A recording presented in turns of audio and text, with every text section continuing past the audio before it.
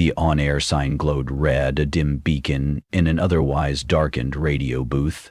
Elliot Chambers leaned into the microphone and delivered his customary greeting to the graveyard shift audience. He sipped his third cup of coffee and tried to ignore the subtle prickling at the back of his neck that always came around this hour past midnight, when everything felt slightly uncanny. His voice, deep and calm, had a way of soothing restless insomniacs, night shift workers, and cross-country truckers alike. He offered dedications, played requested songs, and sometimes invited listeners to share their stories of what kept them awake at night. After years of this nocturnal routine, the show had become an unexpected success, known for Elliot's empathetic style and even-handed approach, no matter how outlandish the caller's problems sounded. He looked at the clock. 1 a.m. Time for Open Air, the segment when callers could discuss anything on their minds. Lately, the strangest confessions had started tumbling through the lines. Usually they were about trivial guilt or heartbreak, but earlier that week something changed. A call had come in that Elliot couldn't quite shake. It was a man's voice, hushed and strangely unplaceable in pitch. He spoke about a missing teenager from 6 years back, a case that had never been solved. Elliot remembered the day the story hit the news. A 17-year-old girl vanished on her way home from a late shift at a diner. They never found her body, the caller said, the words laced with grim certainty. But they didn't look in the right places either, did they, Elliot? Elliot's stomach tightened. There was no reason for the caller to say his name. He was just the host, identified openly at the start of every show. But the insinuation that Elliot knew something more than the police or the public triggered a wave of anxiety. Elliot offered a polite response, one that tried to steer the conversation away from potential slander or danger. But the caller hung up. At the time, Elliot chalked it up to a hoax. Yet over the following nights, the same voice called again, always coaxing Elliot into a conversation about missing people, hushed crimes, unsolved horrors, and each time, the stranger hinted that Elliot was complicit. Initially, Elliot reported these calls to the station's manager, but there was no number to trace. Calls during the show were blurred through the switchboard. If a caller requested confidentiality or used a blocked number, it could be nearly impossible to hunt them down. The manager shrugged and advised Elliot to handle it gently, on air, turning them away if the content became questionable. The audience lived for a bit of nighttime drama. Even so, dread settled into Elliot's bones each night as he prepared for the show. Now, back in the booth, he shifted in his seat and flicked the switch to take a new call. "You're live on the air with Elliot Chambers. Go ahead." Silence. "Hello?" Elliot tried again.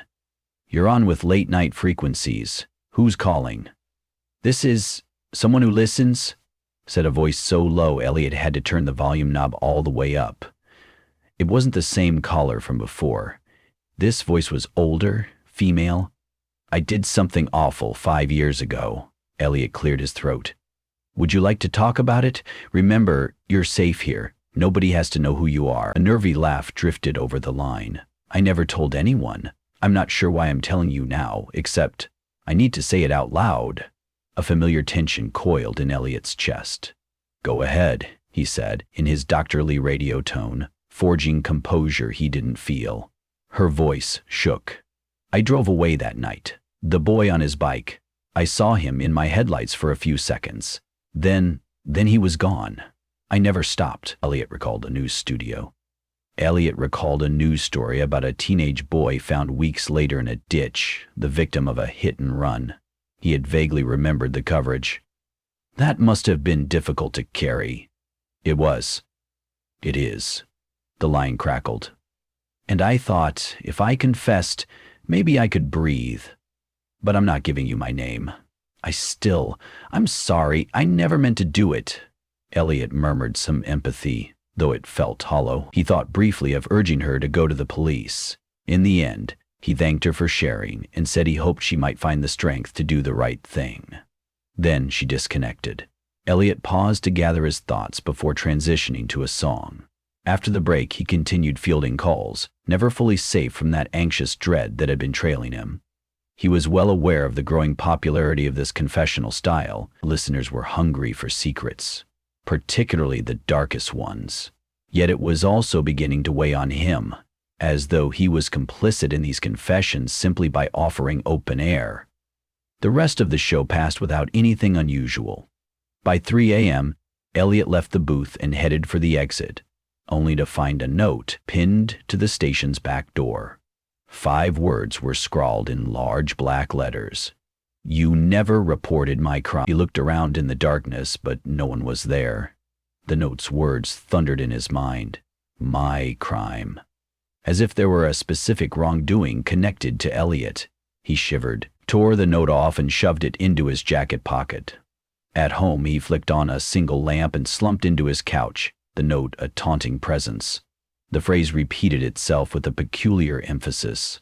The person behind the note believed Elliot knew about a crime but never reported it. That notion was absurd. He was a radio host, not the police. Sure, he'd interviewed people about local cases, but he had never withheld crucial information from the authorities. Or so he told himself. But the question nagged. Had he overlooked something? Could he have once answered a call that confessed a crime without fully realizing it? He tried drifting to sleep, but the day's confessions and the cryptic note wouldn't let him rest. The next night, Elliot returned to the booth, mind buzzing with the enigma. You're listening to Late Night Frequencies with your host, Elliot Chambers. As always, our lines are open. He forced a smile, though he felt decidedly uneasy. Near the bottom of the hour, a new caller came on, the line sizzling with faint static. Elliot took a breath. "Welcome to the show." No immediate response. Then the voice that had haunted him, the same low male voice from last week, murmured, "Are you ready to talk about what you neglected to report?" Elliot's hands went clammy. He recognized this voice well. "I'm not sure what you're getting at," Elliot said in a careful tone. The caller actually laughed, a cruel sound. "You don't remember? Or are you trying to convince yourself it never happened? It's not too late to come clean."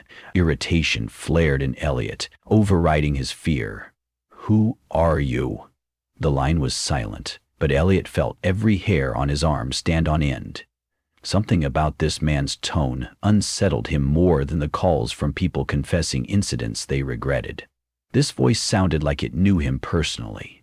The caller finally spoke. "I watched you that night, after you found the blood on your windshield. You look so scared, Elliot. So guilty. Did you ever wonder what may have happened if you'd reported it to the police?" Elliot's pulse thundered in his ears. There had been an incident about 4 years ago, an unnerving memory that he'd all but buried.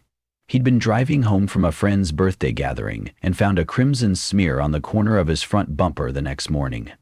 He had no recollections of hitting anything, no bumps, no collisions, but he'd also had a few drinks, enough for his mind to be fuzzy.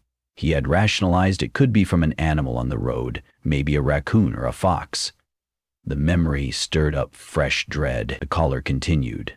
"Your talk show is quite the confessional, Elliot. You invite people to reveal their secrets, yet you never once revealed your own. You might not remember that the day after your beloved car had that smear, the police found a battered body in a trash-strewn alley." Elliot's mouth felt dry. "What do you want?" he asked, voice nearly cracking.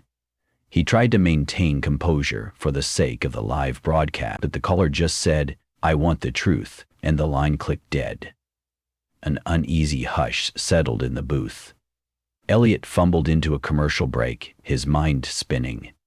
As the advertisements played, he stared at the phone, heart pounding.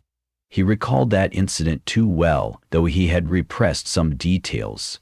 There'd been a big argument at the party that night. A coworker of the friend was drunk, volatile, storming off. Elliot left not much later, equally unsettled. He remembered that as he drove home, the streets had been deserted, the moon bright in the sky. He never heard a thud or bump, and yet that smear on the car had been too large for him to wave away.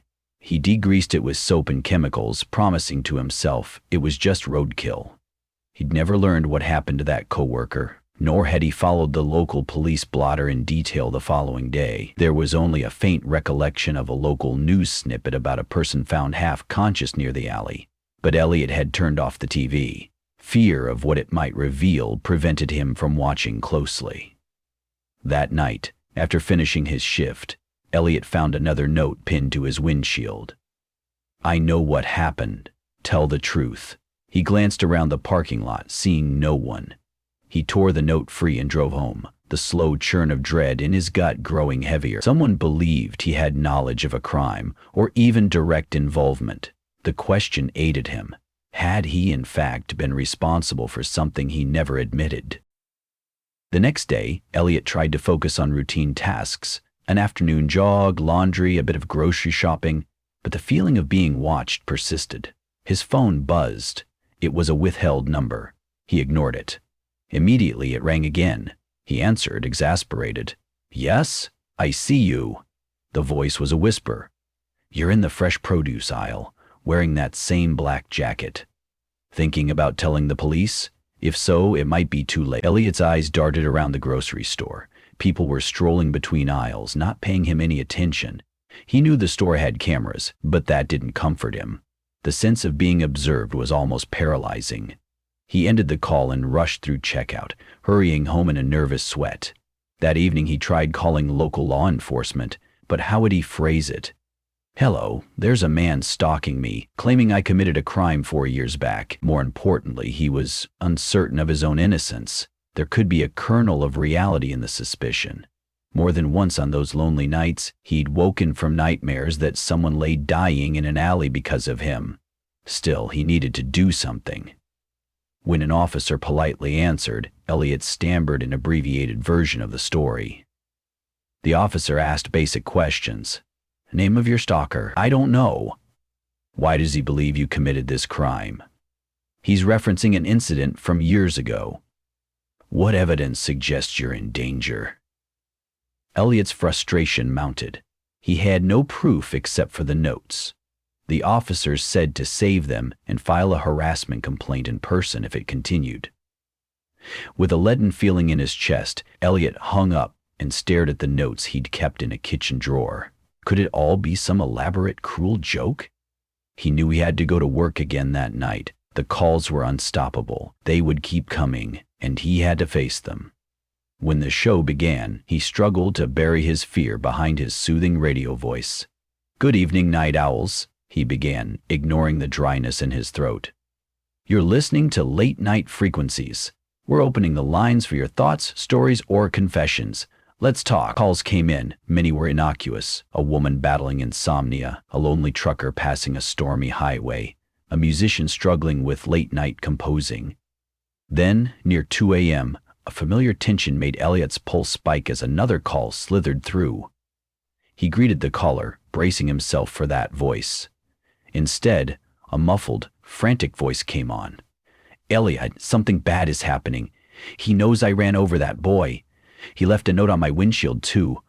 Oh God, I'm so scared." It was the woman from a few nights ago, the hit-and-run confession. Her breath was ragged with panic. "What did the note say?" Elliot asked softly, mindful that thousands were listening. "That I should have come forward," she said, voice quavering. "He left pictures, grainy photos of me pumping gas that very night. He had my license plate in them." She gave a trembling sob. "I never wanted to hide, I just couldn't ruin my life. Now he's blackmailing me somehow, or maybe he wants me to talk on air." Elliot clenched a fist. Abruptly, he realized that this same individual, whoever was behind these intimidation tactics, was forcing confessions out of them, targeting people who might be responsible for unsolved crimes. Their secrets were being leveraged. "Listen," Elliot said carefully, "reach out to an attorney. Go to the police. You don't want to handle this alone. I'm sure of it." His mind leapt to his own predicament, the possibility that the same tormentor was playing them all like pawns in some twisted game. "Please be safe," he added. "Don't you see?" she asked, panic raw in her words. "He's forcing us to speak publicly. I think he wants to prove that he can make criminals confess." "But you," she paused, "he seems fixated on you." Elliot hardly managed a response before she disconnected. He sat in stunned silence, letting the automated station ID fill the dead air. In that moment, he realized that this wasn't just about him or a single note or confession. A pattern was emerging. A manipulator who gleaned secrets, who coaxed or threatened them into the light through Elliot's radio show. But how did he gather those secrets in the first place? A clinch of guilt twisted in Elliot's stomach. He thought of the battered body in the alley years ago. Had it truly been him? If this figure had evidence, maybe from a camera that night, could Elliot be next in line to receive blackmail demands? All he could think to do was continue his show, half numb with dread. At 3, he closed out the shift and left the station. The night was chillier than usual, an extra edge in the autumn breeze. The parking lot was deserted except for his old sedan under a flickering light. He walked quickly, eyes darting to every corner. A scraping sound in the darkness made him jump, but it was only a stray cat rummaging near the trash bins. He drove home recklessly, scanning the rearview mirror for signs of being followed. By the time he arrived, it was nearly 4 a.m. Weary to the bone, he dragged himself to bed without turning on the lamp. Yet sleep was elusive, a swirl of half-formed nightmares in which he was pinned beneath the gaze of an unseen judge. The next night came too soon. He drank more coffee than usual, arrived at the station earlier, and studied phone logs for any repeat pattern. He found only blocked numbers. He decided that if the same man called again, he would press for tangible answers. Shortly after midnight, the call came. Ellie inhaled sharply. "This is late night frequencies. We're listening." "Yes," said that slow, mocking voice. "We are listening. Aren't we, Elliot?" Elliot forced himself calm. "Why don't you tell us what you really want? You're harassing people who have caused harm in the past. If there's evidence of these crimes, why not report it yourself to the police?" "That's not how justice works," the voice said with a smirk. "Most criminals never confess unless they're coerced, and I'm not looking for official justice merely. I want them to face the burden of public guilt. You, Elliot, you have your own skeleton to expose." Elliot felt heat rising to his face. "You're claiming I ran someone down years ago. I don't recall any such thing. If you have proof, come forward." A brief hiss of static, then, "Would you like me to describe the scene? Your silver sedan parked in your driveway, the right corner of your bumper smeared with a spatter of blood. What about the bottle of whiskey you used to dull your conscience that night? Or how about the victim's name? Milo Denton, found unconscious and later died of internal bleeding in an alley close to where you drove by." Elliot nearly choked. The memory was like a slap to the face. That name. Milo had been at that party. Half-drunken arguments culminating in some messy shoving match. Elliot had no real friendship with him, barely an acquaintance. He always wondered what became of him. "I didn't know," Elliot whispered, voice trembling. "If it was me, if I hurt him, you turned away. And so you assisted in covering up a murder."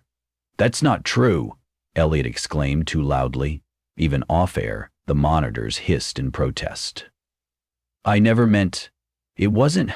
I didn't even realize anything had happened until the next day. And who are you to pass judgment like this?" The caller's tone was soft, almost pitying. "I am the result of your and everyone else's negligence. In another life, perhaps people would have stepped in, reported it, saved Milo in time. But you sealed your own fate with silence, Elliot. Now, make your confession." Elliot's breath rasped. This stranger wanted him to do it publicly, presumably in front of all the listeners. He felt torn between the desire to salvage his life and the creeping conviction that maybe he owed a confession to Milo, his family, the world. "I have regrets," he managed quietly, forgetting the show was live. "I should have done more. I should have gone to the police when I saw that stain. But I truly didn't know for certain I'd hit a person. No memory. I told myself it was an animal or a ton of other possibilities. But I was a coward, refusing to face the chance I had done something horrible." Dead air hovered. Elliot realized half the city might be listening to him laying bare his potentially criminal secret. The phone line hummed. Then the caller said, "Now that you've spoken the truth, how does it feel?" "It feels..." Elliot's hand shook on the microphone. "I don't know. I feel sick. I feel like I want answers about what really happened that night. If there is evidence, show it to me. The worst part is not knowing." An exhale sounded on the other end. Then, like the flick of a switch, the line went dead. Elliot felt tears prickle at the corners of his eyes, the swirl of guilt, confusion, and shame rising up. Disoriented, he realized he was still on air. He quickly cut to a commercial break. In the sudden privacy of the booth, Elliot clenched his teeth, his entire body shaking. Once the show resumed, he could barely function. He fielded tame calls automatically. With every ring, he feared hearing the voice again, or maybe the sob of the woman who killed the boy, or another confessor who had been threatened. Who was behind this campaign? After his shift ended, Elliot remained in the studio, uncertain where to go. His manager stepped in, confusion on his face. "Elliot, you okay?" the man asked. "What was that on air earlier? I heard bits, something about blood on your car." Elliot stared numbly. "I've been receiving threatening calls." Before he could explain further, the manager's phone beeped. He took a glance, then turned the screen toward Elliot. There was a grainy photograph attached. It depicted a silver sedan, Elliot's old car from 4 years ago, parked in a driveway with the front bumper visible. An ominous text read, "He's confessed, and we have the proof." Elliot's eyes widened. "That's my car from years ago. My friend sold it for parts last year," the manager grimaced. "We need to figure out who's behind this. It's messing with the show." Elliot rubbed his temples. "It's more than that. This guy is tormenting people with unsolved crimes. He's forcing confessions. I might have to go to the police with a proper statement." Though the manager was concerned, he also recognized the uncontrollable nature of the situation. He urged Elliot to contact law enforcement, recommended he take a leave from the show until things settled. Elliot half nodded, mind reeling. At the station door, by the first rays of the morning sun, Elliot found a final note, taped at eye level. In bold letters, it read, "We'll meet soon. Maybe then you'll know the truth about that night." He tore it down. For all the tension, part of him welcomed the idea of finally confronting this elusive caller. Perhaps the man would reveal proof footage, a witness statement clearing or condemning Elliot once and for all. Despite the threat, Elliot's curiosity burned. And beyond that, it was time to put an end to a monster who preyed on others' shadows. When Elliot eventually drove home, he realized the next step was to face what he'd avoided for so long. The possibility that his actions had contributed to someone's death. The burden felt too heavy to continue living in denial. The rational part of him insisted there might be an explanation. Maybe Milo had a fatal fall after leaving the party, or fought with another person. But the possibility remained that Elliot's inattentive, tipsy driving had caused irreparable harm. In the days that followed, Elliot took time off the radio, filed a more formal police report, and sat down with a couple of local detectives. He recounted the calls, the notes, and the horrifying notion that the show had become a clearinghouse for coerced confessions. The detectives seemed skeptical about the mysterious figure, though they admitted multiple reports of blackmail notes had been filed by others who'd confessed her wrongdoing over the air. They promised to investigate, collected the tapes, and told Elliot they'd get back to him. Yet, the harassment didn't stop. Elliot received texts at odd hours, all from unknown sources. "Are you ready to discover the truth about Milo's last moments?" Another said, "We can settle this once and for all." Each message carried an address, presumably the location of a confrontation. But Elliot couldn't bring himself to walk into such an obvious trap. He wanted the police involved, yet he also feared entangling himself in a potential murder investigation. On the 5th night of his leave, near midnight, Elliot's phone vibrated again, same withheld number. This time he hesitated only a second before answering. "Come," said the voice, firm and direct. "I'm at the old warehouse off Route 7, the one with the busted sign. I have video from that night. I want you to see it." Elliot breathed unsteadily. "How do I know you won't harm me?" "You don't. But if you want closure, bring a camera, bring your phone, record everything. Just come alone." Elliot's heart hammered. Against his better judgment, he agreed. He phoned the detective he'd spoken to earlier and left a message detailing the plan, though he knew it was a risk. Then, fueled by adrenaline, he got into his car and drove over. The roads were spooky and deserted. The warehouse loomed at the side of the highway like a hulking giant, windows smashed, graffiti marking its walls. No other vehicles in sight. He parked, stepping out into the night's chill. Hugging himself for warmth, he approached the entrance. A broken door sagged from rusted hinges. Inside, the hollow space reeked of mildew. Then he saw a shape in the shadows. "Hello?" A flashlight clicked on, illuminating a figure wearing a hooded jacket. Elliot thought he saw the glint of a phone camera held out. The figure's voice was unmistakable, smooth, slightly rasping. "I am broadcasting this meeting live to a private channel, Elliot. Confess once and for all." His pulse hammered. "I don't even know what truly happened. Why are you doing this?" "People hide their sins beneath complacency or ignorance," the figure said. "I've spent months coaxing confessions, forcing them out. Society deserves to know how many unsolved crimes swirl around them." Elliot's anger swelled. "You're blackmailing people, ruining lives. If you have evidence of a crime, let the police handle it. Why torment us?" The figure's face was shrouded by the hood. "The police let Milo's case grow cold for lack of leads. The driver never came forward and the only witness was too frightened to speak. You all let him die in an alley. You, one of the last people to see him alive, didn't intervene. That was enough for me to bring you here." Elliot's knees felt weak. "I never realized he was in danger until it was too late. Watch." The hooded figure thrust a phone toward him with the screen lit. It displayed shaky footage. Milo staggering along a deserted street, leaning against walls, obviously intoxicated or injured. Then headlights flared, a figure darted. Elliot recognized his own face behind the wheel, albeit shadowed by darkness. The car slowed. Milo stumbled into the side of the car with a thump. Elliot's voice was inaudible.